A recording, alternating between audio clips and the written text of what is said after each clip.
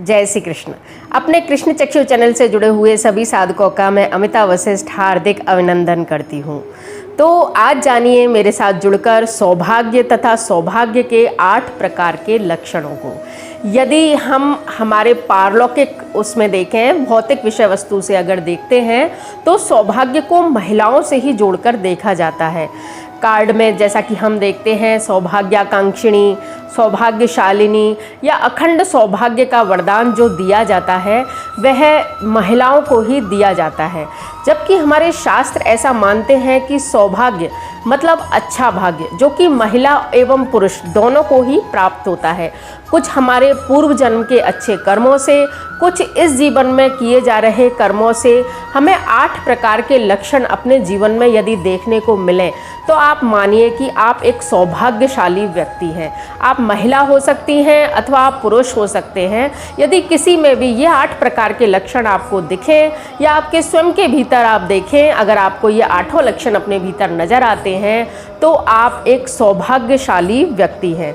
तो कौन से हैं वे 8 प्रकार के लक्षण, देखिए मेरे साथ, मेरे पूरे वीडियो में जुड़े रहिए अंत तक और जानिए शास्त्रों से निकली हुई कुछ ऐसी महत्वपूर्ण जानकारियाँ जिनको जानकर आपको आश्चर्य तो होगा ही, साथ ही बहुत सारी गहन जानकारियाँ भी आपको मिलेंगी। तो देखिए, पहला जो सौभाग्य का लक्षण है, सौभाग्यशाली व्यक्ति का लक्षण है, वह है धन। यदि आपके पास आपकी ज़रूरत से अधिक धन है और घर में निरंतर धन की आवक बनी रहती है, धन को खर्च करने का संपूर्ण अधिकार भी यदि आपके पास है तो आप सौभाग्यशाली व्यक्ति हैं। या आप खुद कमाते हैं अथवा आपके पास धन आपके पति के द्वारा, पिता के द्वारा या किसी के भी माध्यम से आपको धन मिलता है, उसका संपूर्ण अधिकार यदि खर्च करने का भी आपके पास है तो आप एक सौभाग्यशाली व्यक्ति हैं।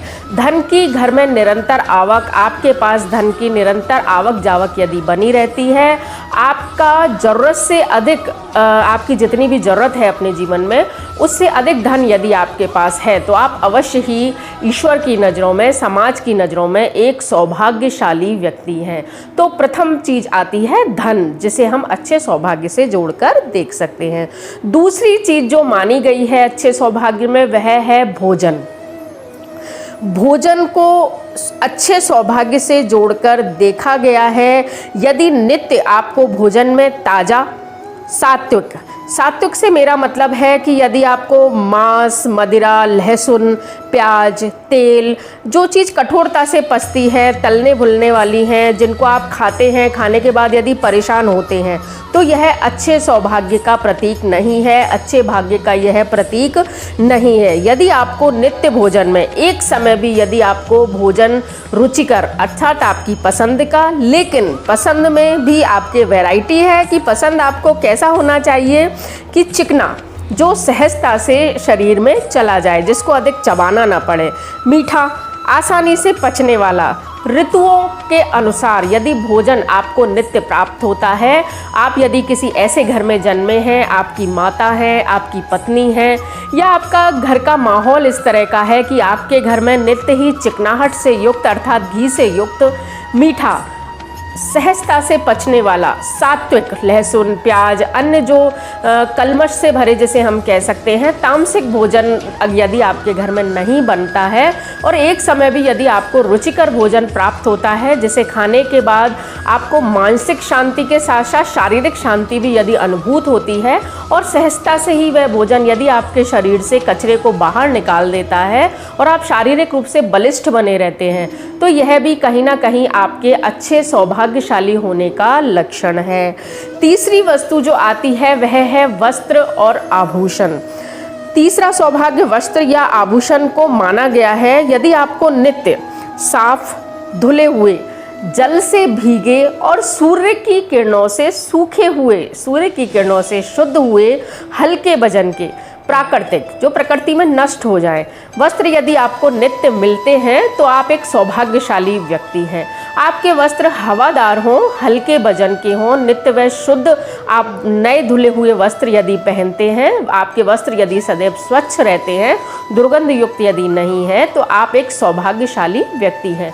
वस्त्र के साथ ही जिक्र आता है आभूषण का। यदि आप स्वर्ण अर्थात सोने और रजत अर्थात चांदी के आभूषण नित्य धारण किए हुए रहते हैं, साफ शुद्ध जो ये धातुएं मानी गई हैं, पवित्र धातुएं ये मानी गई हैं, यदि आप नित्य अपने शरीर पर इनको धारण करने की योग्यता यदि रखते हैं तो आप एक सौभाग्यशाली व्यक्ति हैं। चौथा जो सौभाग्य आता है वह जोड़कर देखा जाता है वाहन से। शास्त्रों में इसकी व्याख्या हाथी, घोड़े, रथ इत्यादि से जोड़कर देखी गई है, लेकिन आज के परिवेश से यदि हम इसे जोड़कर देखें तो सुविधा युक्त वाहन जो आपको सुख दे, नित्य यदि खराब होता है, कहीं ना कहीं उसमें गड़बड़ी बनी रहती है या परेशानीदायक यदि आपके पास वाहन है, आपको परेशान करता है, तो उसको सुख में नहीं माना गया है। आपको सुख देने वाला, आपके इच्छानुसार सुख के लिए आप जिसे प्रयोग कर सके, ऐसे वाहन यदि आपको नित्य प्राप्त हैं तो आप एक सौभाग्यशाली व्यक्ति हैं। पांचवा जो सौभाग्य माना गया है वह पति एवं पत्नी से जोड़कर देखा गया है। यदि आपके पास उत्तम कुल में उत्पन्न हुआ, जिसका जन्म एक अच्छे कुल में हुआ हो, जिसका पारिवारिक परिवेश अच्छा रहा हो, जिसके पूर्वज गुणवान अच्छे रहे हों, ऐसा पति या पत्नी आपको जीवन में प्राप्त है। सदाचारी, जिसका आचरण अच्छा हो, मृदुभाषी अर्थात मीठा बोलने वाला, रूपवान मतलब कि सुंदर, धनवान पैसे वाला, प्रेमिल स्वभाव वाला, जिसकी जब वह बात करे तो उसकी बातों से प्रेम झलके, आपकी आज्ञा को जो माने, आपकी बातों को जो माने, आपको समझे, यदि ऐसा जीवन साथी आपको अपने जीवन में प्राप्त है तो आप एक सौभाग्यशाली व्यक्ति हैं। छठवां जो सौभाग्य माना गया है वह है संगीत। संगीत से मतलब कला से माना गया है, आप उसे किसी भी कला से संबंधित मान सकते हैं। यदि आपको संगीत सुनने का शौक है, संगीत जो आजकल चलता है वैसा संगीत नहीं, इसे शास्त्रीय और आनंददायक शांतिपूर्ण संगीत माना गया है, जिसको केवल आप सुने, ना कि हम उसे तेज आवाज़ में चला के सबको परेशानी पैदा करें, ऐसा संगीत नहीं। वह संगीत जो आपको भीतर आनंद दे, ऐसा नृत्य जिसे आप अपने खाली समय में आनंद की प्राप्ति, जिसे करके आप आनंद की प्राप्ति कर सके। कोई भी कला वह हो सकती है, वह आप पेंटिंग बना सकते हैं या कोई भी ऐसी कला जब आप खाली हो, आप एकांत में हो, तब उस कला से आप अपने आप को आनंद दे सके।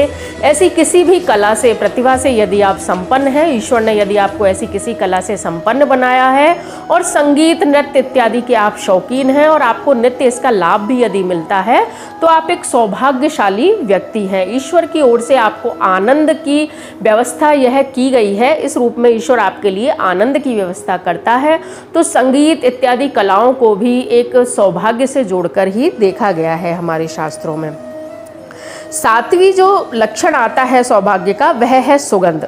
तो यह थोड़ा सा पारलौकिक सौभाग्य है, जिसमें हम थोड़ा कम कुछ प्रयास कर सकते हैं, ये ईश्वर की तरफ से ही हमें मिलता है। फिर भी हम कुछ बदलाव यदि अपने जीवन में करें, भोजन, अच्छा भोजन यदि हम करते हैं, अच्छे वस्त्र यदि हम पहनते हैं, तो सुगंध नामक सौभाग्य हम अपने जीवन में प्राप्त कर सकते हैं। कुछ दैवीय गुण व्यक्ति के अंदर पैदाइशी ही ऐसे होते हैं। शारीरिक सौष्ठव उनका कुछ इस प्रकार का होता है, पसीने में से बदबू नहीं आना। कई लोग चाहे 2 दिन स्नान न करें, उनके पसीने से बदबू नहीं आती है, चेहरे की चमक बनी रहती है। एक हल्की सुगंध जैसी किसी व्यक्ति के शरीर से यदि निकलती है तो वह व्यक्ति दैवीय गुणों से संपन्न होता है, सुगंध नाम का सौभाग्य उसको प्राप्त होता है। तो हम इसको अपने जीवन में लाने के लिए विभिन्न प्रकार के जो ऋतु से संबंधित इत्र हैं, जो हमारे शरीर को नुकसान न पहुंचाएं, ये डीओ और ये हम लगाते हैं, ये हमारे शरीर को नुकसान पहुंचाते हैं।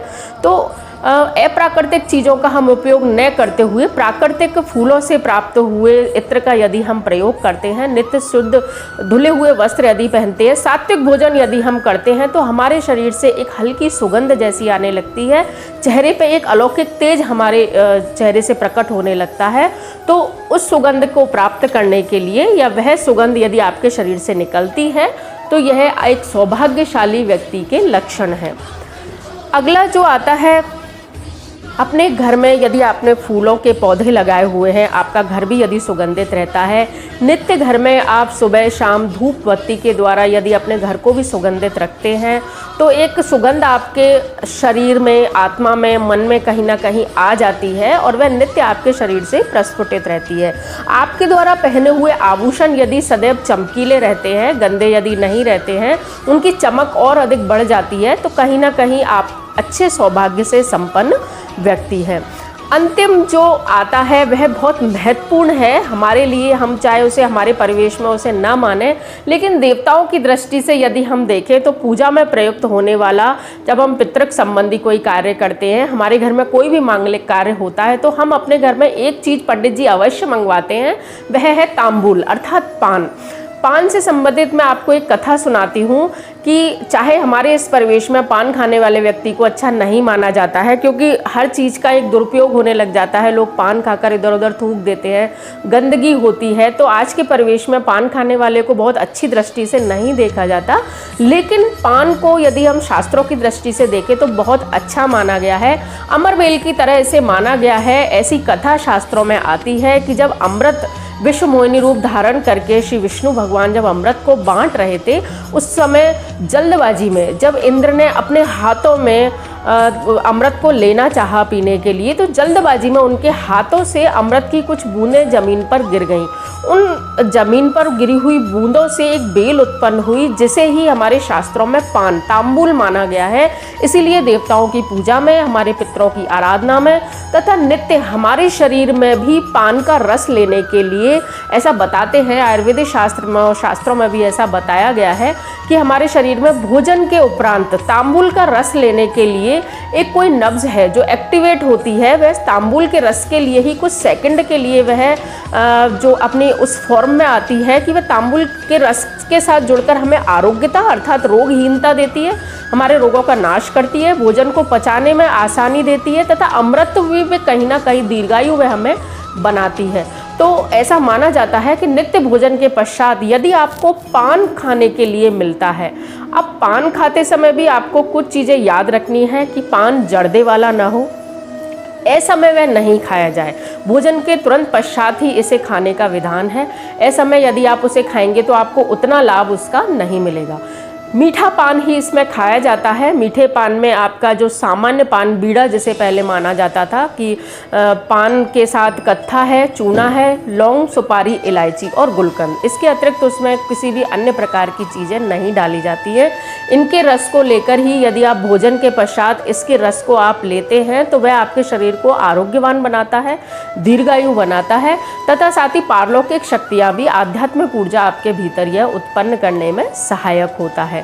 पान से जुड़ी एक और महत्वपूर्ण तथ्य है कि पान का पहला जो पीक है, पहला जो पान जब चबाया जाता है तो पहला जो रस आपके मुंह में भर जाता है उसको आपको थूकना होता है। ऐसा माना जाता है कि वह जहर के समान कार्य आपके शरीर में करता है। प्रथम जो चबाया जाता है, भोजन की अपशिष्ट पदार्थ जो रह जाते हैं मुंह में, उसके साथ उस वह पान का जो रस है वह आप शरीर से आपको निकाल देना चाहिए, उस रस को आपको थूक देना चाहिए।